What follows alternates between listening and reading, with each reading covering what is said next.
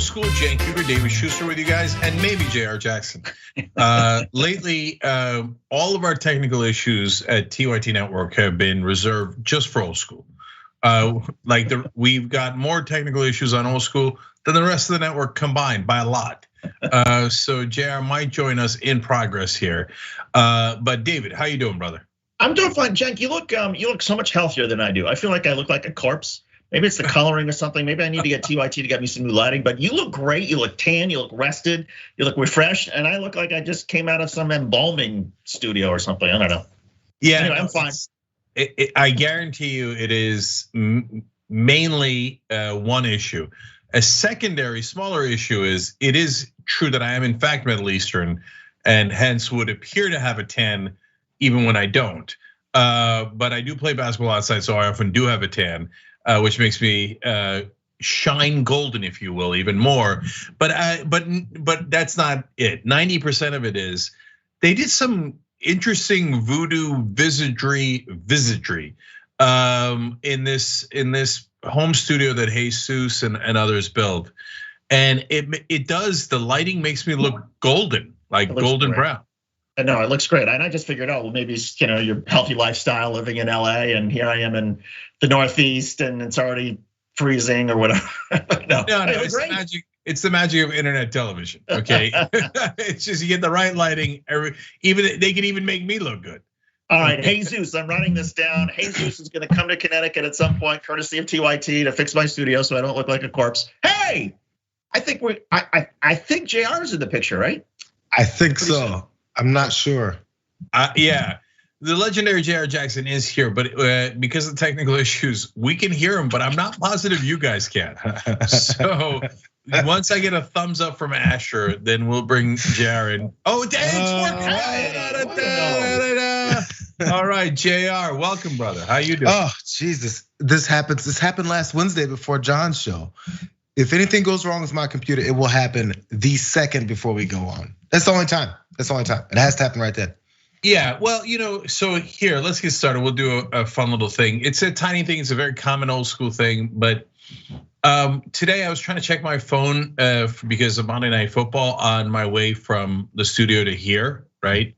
And now, don't get me wrong, don't check your phones while you're driving. And I don't. I wait till the red light to look at it for a second, right? So when I'm in a hurry and I'm about to miss the show, I'll hit every red light. Absolutely. Right? And then today, because I wanted to check my phone, I hit one red light in the beginning. I thought of checking the phone and I brought it to ESPN and the light turned green and then every single light was green. Okay. Now, we know statistically that it's not likely and it's a matter of perception. But is it? No, it's not. No, hell no, it's not. I'm a full believer in this. If you don't want it to rain, bring your umbrella. If you'd like for the sun to be out all day, forget your sunglasses. Trust me, it'll work every time. If you would like to get somewhere on time, you don't want to hit any red lights. All you have to do is make sure that there's something pressing for you to look at. Make it up. Just send it into the atmosphere. Energy will be like, oh yeah, that's right. Oh, JR wants to check his phone. Every green light now. What's up, sucker? It's just no matter what, you win. Like you win. Like I'm a little bit crazy in case you guys didn't figure it out from the socks conversation before. But the actual thing is like you have to like. I say it out loud when I'm in the car by myself. Let's keep it real. I'm just gonna admit it. I'm like, oh, I really want to check this text. I can't wait to check this text. Red light. You'll never get one. It's oh, you know what? We could jerry rig this. Tell me when you're going for a drive, and I'll text you, and then you'll have green lights from then on. No, Jake, I've thought of asking someone to ask me before. So this is all prompted me to want to get something off my chest that happened to me earlier today, and that is because it's all this whole issue of like being on time, right? And I'm always big on, oh, you should, always be on time, that sort of thing. Well, I was late to a phone call today, and it wasn't just, it was. I'm helping. This long story short is that there are two basketball players who played for Indiana, one in the 1970s and another in the 1990s. It was the Big Ten Player of the Year in 1996, Brian Evans. They started this wonderful company that helps with sleep apnea devices, and I've had really bad sleep apnea in my life, and then I got this device from them. And lo and behold, now I'm sleeping. And so I was on this call with them saying, look, not only is it working, but if there's anything I can do to help your business, whatever. So I was supposed to have this call with Brian Evans today, right at 11 o'clock sharp. And I'm 6 minutes late. Now, the thing about it is this guy was Bobby Knight's, he was Bob Knight's last Big Ten Player of the Year. And Bob Knight always had his practices right on time. And if you were late, you didn't start the next, and here I'm thinking, oh my God, this guy is so used to structuring his entire life to being right on time. And me, this, guy that he doesn't really know, shows up 6 minutes late. And I was like, I felt so guilty. Did he say something? Did you get some kind of negative energy from him once you were there late? A little bit. I think he was a little bit sort of quizzical, he left me a message saying, are we gonna do this? Are we gonna do this? And I was like, I just got jammed and just, so. But I mean, I think the call ended up being fine and hopefully I'll be able to, help them and all that kind of stuff. But it was just one of these things where, it's sort of like if you have somebody who's a military member of your family and they're always the one that's like the first at Thanksgiving dinner, they're always the one who's like polite and they have their manners and all that, and you sort of show up in your slob. That's how I sort of felt. No, I know, but I got news for you. The guy who's always on time and is always well-mannered, two things. Number one, no one likes him. And number two, he's got somebody tied up in the basement. We all know it. Okay, you're just bottling it up, brother. We know this game, okay? And by the way, Bobby Knight's a good example of it. Everything's all buttoned up until he's like, give me a chance, bro. It's just, he's a total mess. And in fact, I have a theory on that, which I will unveil now, partly because I came up with it about a second and a half ago. Yeah. And then I'm going to come back to your the Mike Evans story. Not Mike Evans. That's my receiver. Oh, Brian Evans. Yeah. Brian Evans. You can't get off your head, man. Yeah. Trust me that I can. Actually, no. I'll talk about. I forgot again. I can't get Mike Evans out of my head. Brian Evans. Yeah. Yeah. 1996 Big Ten Player of the Year for Indiana, a team that probably should have gone to the Final Four but didn't. But anyway, it's a long, long yeah. Back then, I used to watch college basketball. I probably remember him. Yeah. But he wasn't on my fantasy team, so okay. So no, you had the perfect excuse, David. It was a layup, if you will. Oh my God, I was going to be on time, but this sleep apnea thing worked so well. I fell asleep. Yeah, I fell asleep. Except that it was 11 o'clock East Coast meeting, so I didn't. Well, that's how well it works. So, and I like how you're subtly trying to plug the sponsor. Not a big deal. Just say it. It's okay. It's okay, David. Just say it. Aurora Sleep Clinics. Now, I mean, I'm telling you, this thing. I gave up on my sleep apnea like 12 years ago because I did like this whole CPAP thing where you wear this thing over your face, and I was so claustrophobic and I couldn't do it. And then about 5 or 6 years ago, it was really bad again. I thought, okay, I gotta do something. Again, the CPAP thing wouldn't work. So then they said, well, now these mouth guards are getting better, and your option is you put in one of these mouth guards, or we can crack your jaw, do surgery. But that can also change all sorts of things in your mouth and throat. And I was like, all right, let me try the mouth guard thing, and that didn't work.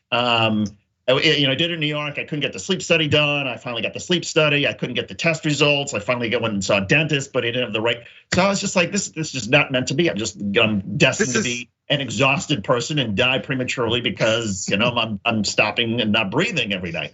And then finally, my mom was like, "Hey, but they're these two guys who are former basketball players who teamed up in Indiana, and they've got this medical device, and one's a dentist, and it seems like they're having a lot of success. You should check it out next time you're home. Why don't you stop by and see them?" And did a little bit of research and found out that actually the mouth guards that are designed now are actually much better than they were 5 or 6 years ago. And these guys just happen to be on the cutting edge of, and they've had huge success. And I thought, okay, I'll try it, and it's worked. So suddenly, oh my God, I'm like resting. I'm sleeping. I'm not feeling horrible during the day. It's crazy. Yeah. So wait, so you were cranky and tired previous to this? How long ago was that? Oh my God. So I would say probably until about 3 or 4 months ago. I mean, look, I sort of, like anything, you sort of get used to operating and working and doing all this different stuff, despite whatever is, might be holding you back. But I'm just like, God, if I could have had like this kind of sleep, I don't know, like 10, 12 years ago, I probably would have been a lot smarter on a lot of things. But it's just, your quality of life. I mean, you sort of realize if you're not getting 7 or 8 hours of decent sleep each night, I mean, you pay for it in different ways. And I just, for the last several years, I've gotten sick a lot. I don't feel very well, and it just, you reach your 50s and you're still not sleeping very well, and it's just, this disaster waiting to happen. So anyway. I know why JR asked, because you're, I think what we would all consider you an incredibly friendly and amiable guy. Totally. And so I think JR had the same question that was running through my mind, which is like, does it get more amiable? Like. Is there an 11 on this friendly scale? I'd say until about like 3 or 4 months ago, I would like, Jenk, if I saw you on the street, despite having known you for 15 years, I'd say, I know you, but I wouldn't be able to pull your name up immediately because I'd be like exhausted or out of context, or JR would meet you and it would take until like the 4th or 5th time before I'd like remember you. It's like little things like that, remembering words, remembering 100%. Names and faces, all that kind of stuff. And I used to just chalk it up to, oh, well, it's just because I'm getting older, I'm getting senile, and that kind of stuff. No, I think it's in part because it's just sleep deprivation, and then you add to that the kids who naturally are gonna prevent you from getting a lot of sleep anyway, and it just becomes a double whammy. Yeah. So look, sleep is the answer. I forgot the question. That's because I'm not getting enough sleep. So look, I gotta get 6 hours. If I don't get 6 hours, I'm a mess. I'm not winning with myself, etc. And so it used to be that I needed like 7 and then 6.5, and now I'm fine with 6, right? But that's a magic line for me. I get to 5:55 and I am screwed, right? It's gonna be a miserable day. So I have such tremendous sympathy for people with sleep apnea. And then a family member had it, and he did the whole thing, the whole Darth Vader thing. Yep. And I'm like, no, I can't. I'm not even necessarily that claustrophobic or anything, but I can't put things on my face while I'm trying to sleep. Yeah. So it really puts you in a no-win situation, total conundrum. Here, I'll give you 3 quick stories, why not, about each one of those things. We recently went on a trip with the kids, and we were at an Airbnb, and it was a tiny little thing, but it said it slept like 5. The reason it turns out is because they had a triple bunk bed. And okay, triple bunk bed, that sounds kind of fun. No, there's a catch. There's 2 catches. One, it was near impossible to get to the top bunk. By the time you climbed up there, like the weight would lean, so the whole thing would collapse. So nobody was going in the top bunk bed. The middle was fine. That's where we put Joy. And then I took the bottom, and it was like the bunk was this close to my face. And I'm like, no, I'm like, I'm fine. I'm fine.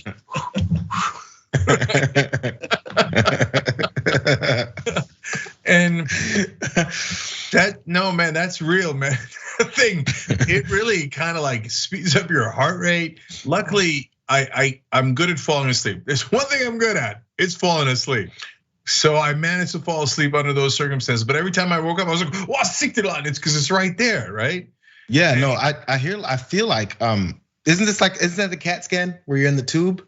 People get claustrophobic in that. I've never had to do one, and I hope I won't have to. But I've always had that mindset. You know how just generally how I think. I'm like, people tripping because there's a tube. You know what you're getting yourself into. You can expect what the problem is. Like, I get freaked out if I don't expect it.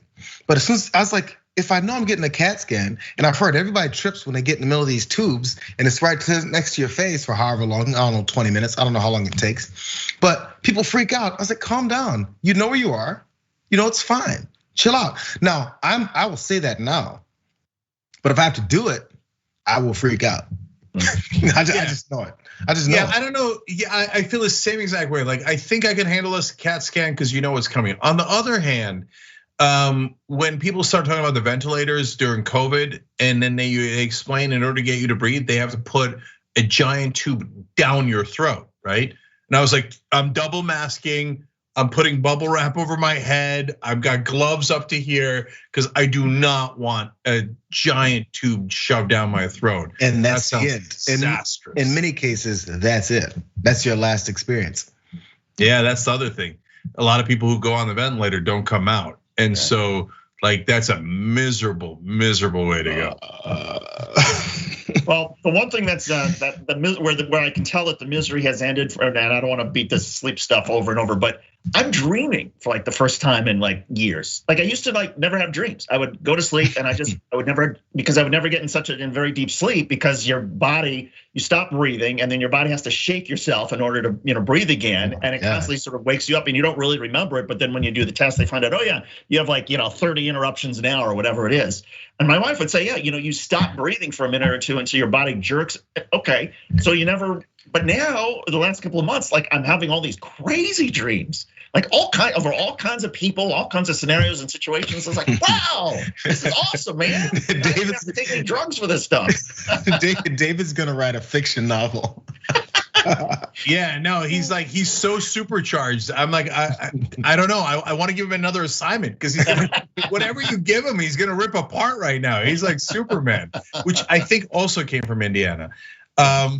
But so I have dream stories. I have the mouth guard story. I have the epiphany I got to get back to. But I got to find out what's your dreams about. Can you tell us one of them or to give us a sense? I had a weird one the other night, and this was about Anderson Cooper. Somehow he and I were sitting in his apartment.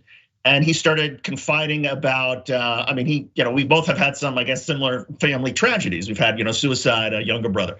And so as he was, and I've never really met Anderson Cooper. I've never had a conversation with him. I've seen him in a couple of things. And I don't know whether I had watched him on TV a couple of nights ago. I don't know how he ended up in this dream, but he was talking about, we should really get together and do more to try to help people who are dealing with mental illness and mental health. And I said, oh yeah, it's a really good idea. And And I think part of it was triggered by, so over the weekend, I saw this thing on ESPN where Ryan Day, the Ohio State football coach, there was a story about him, how his father committed suicide when he was a kid.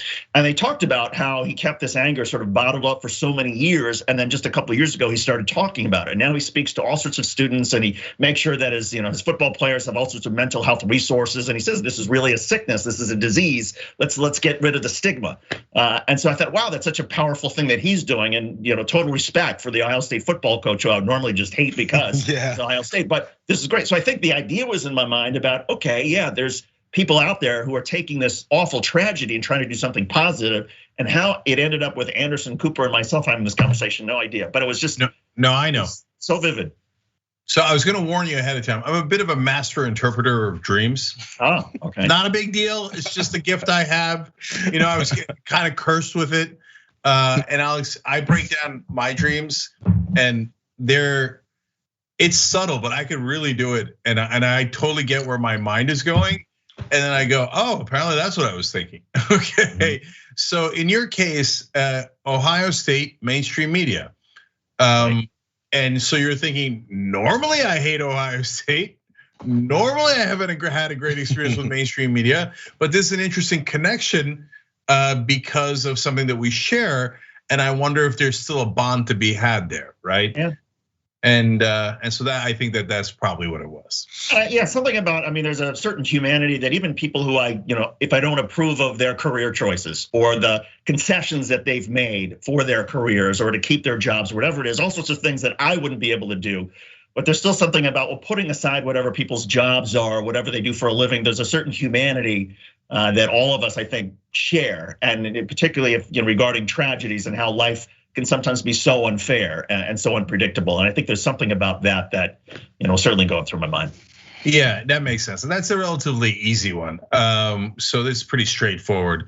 I get what you're saying about people who've compromised and had to work for Ohio State or USC. Those are tough lifestyle choices, and it's not choices we'd make as decent people, but it happens.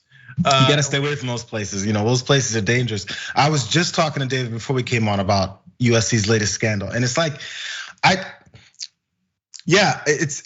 it's so obvious that this is the way many schools operate.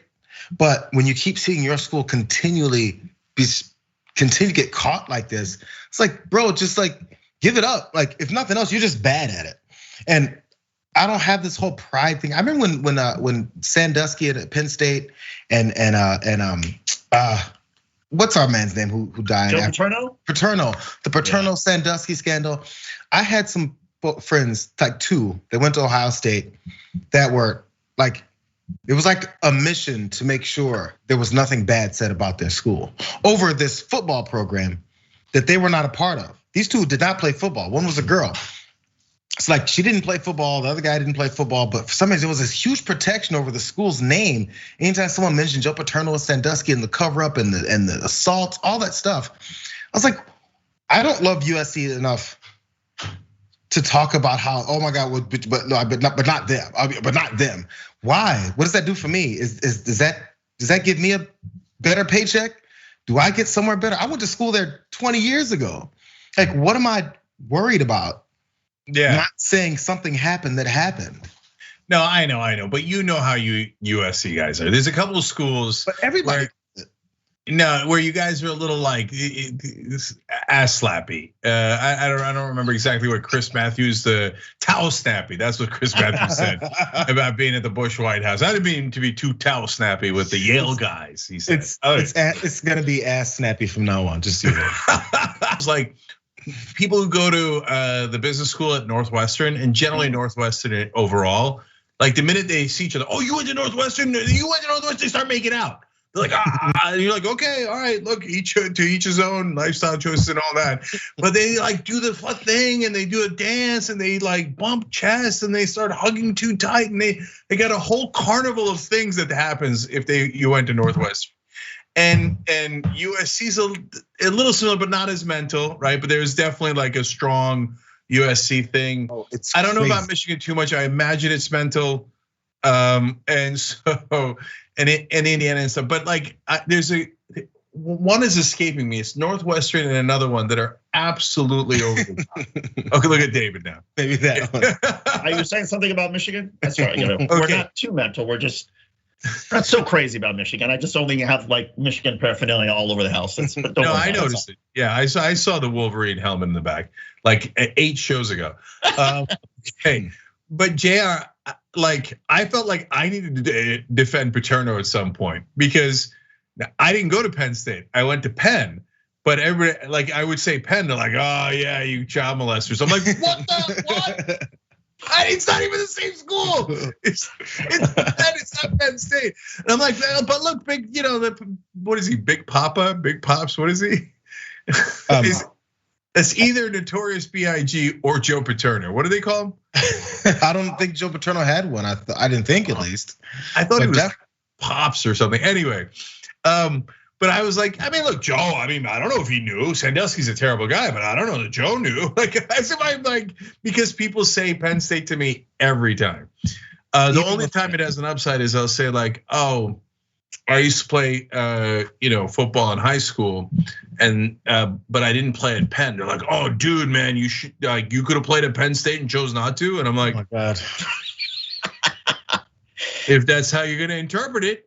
Are these the people that you join fantasy football leagues with so you can destroy them because they don't know the first thing about what football is? If they think Penn is the same as Penn State, it's just, come on, like, no, you don't even have to be a football person to realize that there's multiple schools in a state. You can be the first idiot that walked out of high school and be like, is there a UC everything? Yes, there's like 20 UC schools. UCLA is not the only one. Come on, people know better than that. No, Jerry, you're wrong. I would, in my experience, 80% of people don't know that Penn and Penn State are 2 different schools. 80%. Okay, so it is what it is. But I'll get a lot of like, no, I'll say I didn't go to Penn State, and they'll say, oh, well, what is Penn? And I'll say it's University of Pennsylvania. Yeah, and I'll say it's University of Pennsylvania. And they'll be like, oh, okay.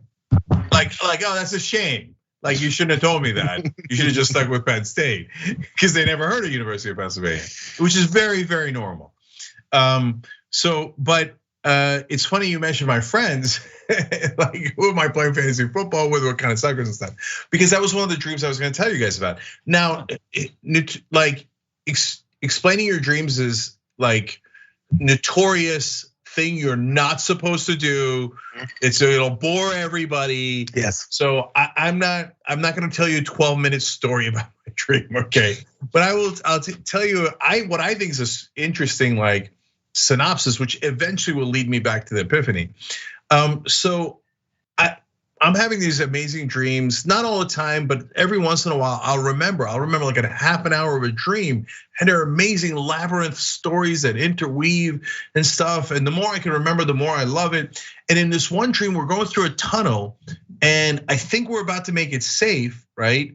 We're making it out safe. But then I get attacked in a way that I did not expect at all. Super surprised. And then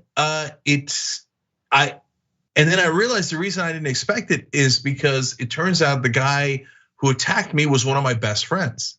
Ooh. And it's the guy that I consider to be like the nicest of them. I'm not gonna name names. And so, and then afterwards I was like, oh, that one was a head scratcher, and it was really powerful. It was so jolting because it was like one of my best friends like trying to kill me in the dream, right? And I got startled awake by it, and I realized I was going through self-reflection at the time. This is after thinking about it for a while, and one of the things that I thought had, and I don't want them to take this the wrong way. They're not watching. It doesn't matter, but it happens to all of us. That's why I'm telling you guys. My friends had accidentally done damage to my confidence because I'm a regular schmuck to them, right? So my main experience was with them because I've lived with, known them for 40 years now. And since they treated me as a regular old schmuck, which is how they should treat me because we're friends, and they've seen me make 1,000 mistakes.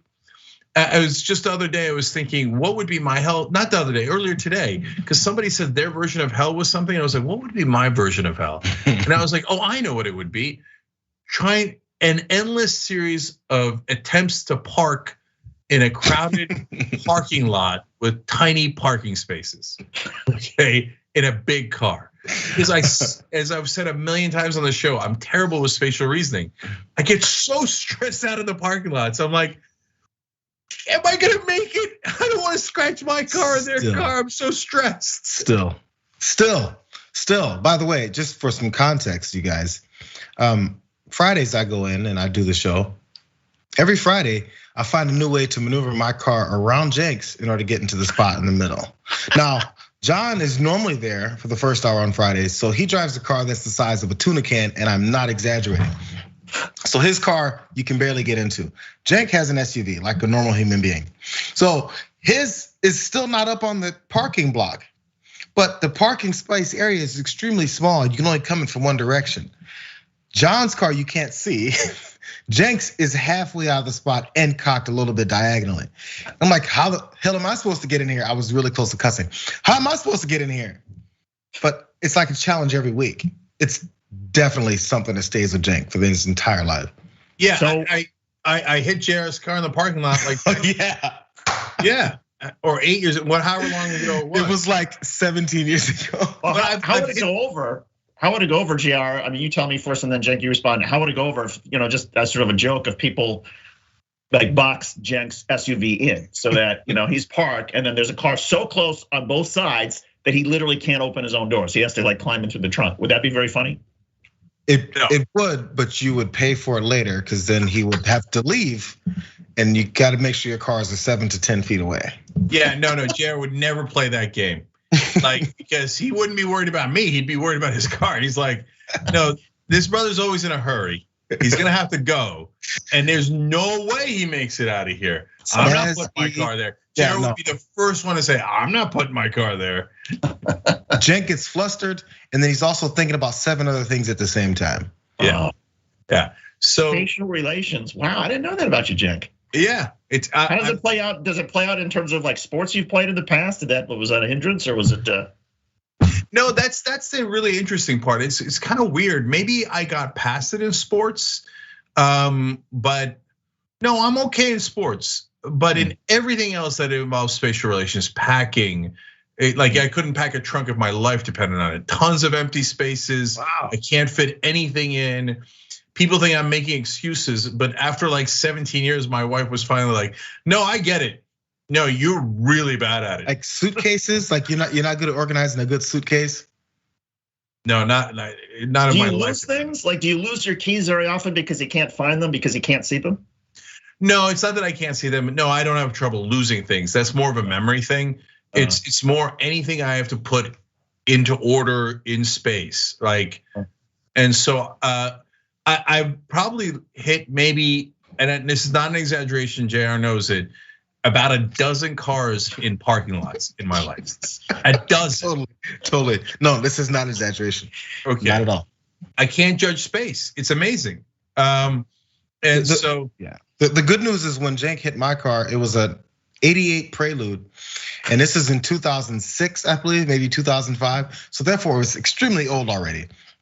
Had 4 other issues with it, and I was on the verge of sending it to the junkyard because this is broke days at TYT, right? So it's probably 2003 actually. So, anyways, he hit it and he came and he goes, "Oh, I'm sorry, Jay, I hit your car. I mean, whatever you need to do to fix it, I'll fix it for you." I said, "Jenk, if you never told me that you hit that car, I would never have known that you hit that car. So please keep the little $200 for whatever repair is gonna go on this car that's gonna end in the junkyard. No, I don't need it, please." Yeah, and I had my Pontiac Grand Am, and I never fixed it. My Pontiac Grand Am was such a disaster.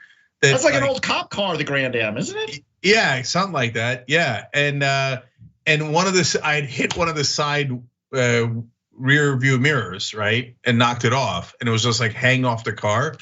And I went to go fix it, and they're like, it's like $200, $300, $400 or something. I don't remember what the number was, but it was a number that was definitely too high for me. And I was like, I don't know, man, I could do this my own. And I just drilled 3 holes into the side of the car to like just drill it in, right? Some guy at Wolfpack is still driving that car. Okay, so, but JR, I owe you an IHOP or something. Okay, the car was gone like a week later. It had to be. It was on the back end. Was that the worst car you've driven in your life, Jared? Oh no. Man, I can't even think of it. I've had cars that I owned that were registered that never made it on the road. So we can go at that route too. But I had a Honda Civic. No, it was an Accord 87. It had already been in an accident. Then when you start it, it revved at like the highest RPM. You have to be like, oh, let me shut this down. Start again. Then it's even. Then it revs and you got to turn it off. No, that was the worst one, I think. Yeah, I told this story once before, but my younger nephew, he bought a used Porsche SUV, so it was really inexpensive, but it was like never used. Do that. I know, and so I told him too. I said, and then it's related to the story. I said, it's a German car. It's massively used. It's going to be a nightmare, right? Like you're not going to be able to find parts. They're going to be the parts are going to cost more than the car, right? And he's like, no. And he's an aeronautical engineer. So he's like, I got this. And he's like, I'm gonna fix it on my own. I was like, okay, right? And so one day he pulls into the driveway. He's like, Jake, you'll never believe this. This giant thing underneath my car just fell out in the middle of the highway. And I was like, no, I would definitely believe it. In fact, I would have expected it. You told me you were gonna fix it yourself. If something hadn't fallen out in the middle of the highway, I would have been shocked. There's a cutoff here when you can fix your own car. I'm still currently working on my '84 Corvette, and it's around there. You can maybe go up to like 88, 90. That's about your peak. Now, of course, you can work on cars that are new to that. People work on brand new cars and they do their modifications. I get it, but I'm talking about normal things. If something breaks and you got to go back and fix it. If you're modifying your car, sure, fine. Because you're working with a new piece of machinery here. You're working with something where you can get new parts, put it on a new car, or even something within 10 years. A 1994 beater is the biggest nightmare you can imagine. And make that a foreign car and then a high-end luxury car. So if you want a 93, say Lexus, Infiniti, Porsche, you're gonna be running around looking for something every other day because they're not made to last. I'm bad on this stuff because I'm a big believer in like I'm on the computer cars now, but I never want a car to be telling me what to do and how to drive. Oh, and there's someone on your left side. Oh, there's someone behind you. Oh, they're on top of you. They're in front of you. Exact opposite. The new car that I got, it's not that new, but it's the SUV you're talking about. It now beeps if I'm anywhere near a car. Like, hey, don't turn to the left, don't go on the left lane because beep, there's a car that's like half a mile from me. I'm like, oh, thanks God. So, but I just remember the good old days when I think this was like pre-emissions test. Like when I had my first car, I had a Ford Escort that I got at a police auction, and I probably only spent like $200 or $300 on it. You needed to take it and do an emissions test. Of course, it failed the emissions test, but they're like, well, you can still drive it. I'm like, well, what am I supposed to do? They're like, oh, we'll just get it fixed. I'm like, oh, okay. So I drive it out of the emissions test. I go to a mechanic. He's like, oh yeah, that's gonna cost you $500 or $600, and I'm like, well, I don't have that money. He's like, all right. So I just like never got it fixed. And nobody, I would occasionally rack up tickets. And then after like 6 months and driving even to the grocery store, I mean, it was such a terrible car. People would say, your car's on fire, car's on fire. And they'd be smoking all this kind of stuff. And it got to the point where I couldn't even drive it like down the street before it seemed like it was just smoking. So I thought, I gotta get rid of this car. Well, how do I get rid of a car? I take the tags off, I take all my belongings off, and I just leave it. And the fine police of DC tow it away. And I never had to see it again. Great. Oh, wow. Good old days. That might beat our stories, man. When you gotta like do a bank heist to get rid of your car. Just let it go. No, like it's go like you get like it's like old school. Well, if you will, like Will Ferrell pulls the stockings over his face. It's go time. You like unscrew the tags. You get out of it. They're like, what are you doing? I'm just running away from my own car. Yeah, the only way to get it towed faster is to park it in a nice neighborhood. and then leave it. It'll be gone in 35 minutes. That's true, but then you're more likely to get caught. Right, or somebody will have a ringer thing, and they'll catch you on video. And why did you leave it behind? Or the freeway. Nowadays, with high tech and the computer tracing and all that kind of stuff, now you're responsible. Even if it's an old beat up car, they're going to get you with all those tickets, whether you pay them or not. I mean, back then, 25, 30 years ago, things were the system was so antiquated that stuff like that could slide through. Until they realize they can make money off of it. Like, Well, and there's that, yeah. So I remember my car got stolen, that same Pontiac Grand Am got stolen, part of TYT lore. It might've been because of TYT they got stolen. Anyway, and then the cops eventually found it several months later. And I remember asking him, "Oh, cool, you found it. Did you dust it for fingerprints?" And there was like a long silence at the other end of the line. And I'm like, no. I'm like, are you going to? Another long silence. Yes. And I made them dust it for fingerprints, and so it came back even dustier. They like left the dust on there. They didn't give a damn. And then I followed up like however many weeks or months later, and they're like, no, we didn't catch the guy. No, nor are we really trying. Whose fingerprints? How do I know, man? Just let it go. For months, we played that clip from The Big Lebowski on the show every time we brought up Cenk's car.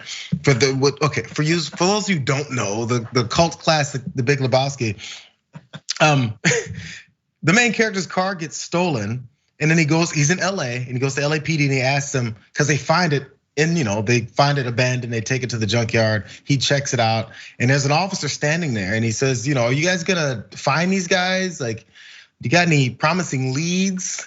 And the cop's response was, if you haven't heard the scene, it's the best scene in many movies. Like, it's one of my favorite scenes, and it's not even my favorite movie, but it's one of my favorite scenes ever in any film. And it does exactly, it was so fun. It's exactly what they did to Cenk. He goes, leads, yeah, sure. And he went in this sarcastic rant about they got the guys in their crime lab. They're gonna be working 24/7. Like, they were working in shifts. I'll do it. We're working in shifts. Yeah, that's what it was. I'll paraphrase, but the guy was like, leads? Yeah, you can work around the clock, man. He's like, leads, leads. Dying laughing. It was one of the best things ever. But no, that's the idea. This guy's in LA. His beat up 1973 whatever got stolen, and someone defecated in the backseat. It was horrible. And then he's asking who they're gonna find the guy. LA cops don't care. They're like, you're lucky you have your car. 100%. That's exactly how they were with me. And they're like, you're lucky, A, that we have your car, and B, that we haven't beaten the crap out of you yet. Like, that's really the main things we do. So if you like, you could ask for fingerprinting one more time. Take the chances, roll the dice. If you want to see us working in shifts, then you'll see. It is LAPD. All right, no, just to finish a couple of thoughts there. Speaking of cheap, I once had a dentist tell me, again, these are in the super lean times, although that lasted for several decades, and that I needed a mouth guard while I'm sleeping because I was grinding my teeth and it was gonna be a real problem for my teeth. And so they made the mouth guard and it had to be tight, and it was really tight. And I wore it for like 2.5 nights until I was like, screw this, and I threw it across the room. And it cost me $700. I still remember it was so painful. Yeah. And then, and I'm like, that's like all of my money, all of my like extra money that I had. And then many years later, I go to another dentist, and I'm like, well, I should have worn this mouth guard, and I grind my teeth at night apparently. And he looked at my teeth. He's like, no, you don't. I was like, what? He's like, look, your teeth at the bottom have this issue, but if you're grinding your teeth, they would have the mirror image on the top of your top teeth. And you can see here, that's not the case at all. This is because of something else. And I was like, no! Oh, $700. $700. How could they do this to me? It was like to this day, it still stings. The worst money I ever spent. So, anyways, before we run out of time, just because I know you're on pins and needles, the epiphany we're gonna get to in the next episode, that's for the members, tyt.com/join. But you're saying, hey, Jake, why are your friends murdering you in your dream? What did that mean? So what I realized was that I was going through a period of self-reflection, which A, has lasted 51 years, but B, particularly these last 2 years, and I've been talking about it on Old School from time to time, and it's mainly with Mark Thompson. I don't know what it is with that guy. He's a good listener. So he makes the mistake of being a good listener with me. I'm like, dude, I'm gonna tell you about my self-reflection.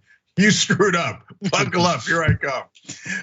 Anyways, and I realized that my friends had seen me as a normal schmuck, which they should, as I explained. But that reflected back onto me because for most normal people, we get our view of ourselves from how others view us, right?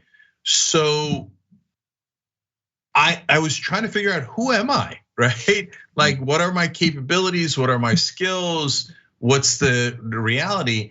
And I realized my family had certain expectations of me. My friends had a certain view of me, and outsiders had a certain view of me. Like bigwigs in politics, media, and business certainly had a very negative view of me, and that this was warping my view of myself. But in interpreting that dream, I realized actually the most damage, totally accidentally. They're wonderful people. They don't mean it at all. That's not the point of the story. It was my friend's view of me that was probably doing the most damage to my confidence. Wow. And it was, and there's a saying in Chinese that my wife told me. It's so brilliant. It says something along the lines of, the wise monk is always from far away village.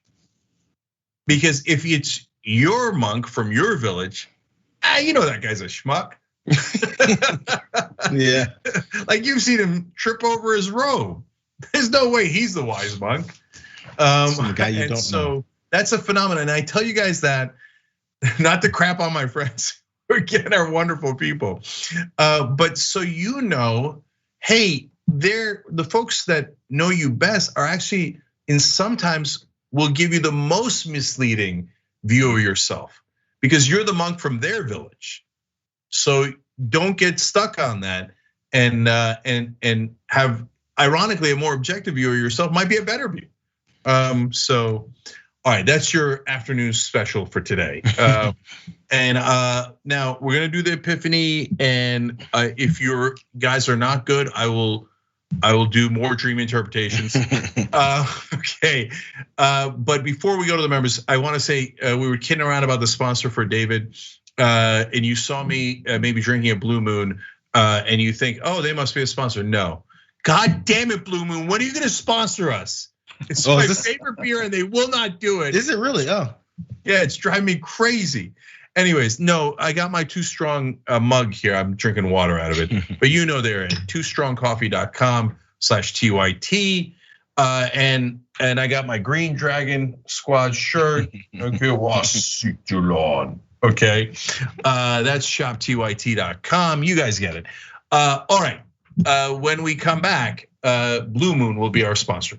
No, hit the join button if you're watching on YouTube. Speaking of which, Color Me Indigo just upgraded, so you're awesome by hitting the join button. You can also upgrade through there, or tyt.com/join to become a member and get the second episode. We'll see you guys there.